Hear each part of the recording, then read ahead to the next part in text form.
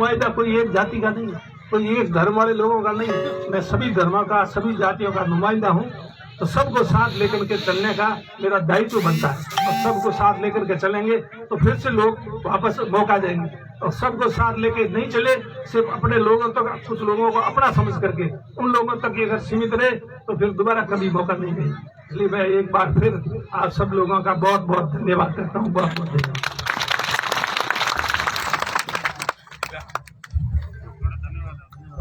मैं अपने हमारे सैयद और खलीफा साहब और अब्दुल गफूर साहब जितने भी यहाँ हैं और आप सब हजारों की जानिब से मंत्री जी का और मंत्री साहब के साथ एमएलए और जितने मेरे और भाई आपके साथ आए हिंदू भाई, उन सब का आप सब की जानिब से दिल की गहराइयों से शुक्रिया अदा करता हूँ। बहुत बहुत शुक्रिया। आगे पूरा पधारे साहब, बहुत बहुत शुक्रिया। आपने तकलीफ फरमाई, बहुत तकलीफ फरमाई मालिक और मैंने आप कीमत मुझे पकड़नी तो मैं जल्दी आ जाता हूँ।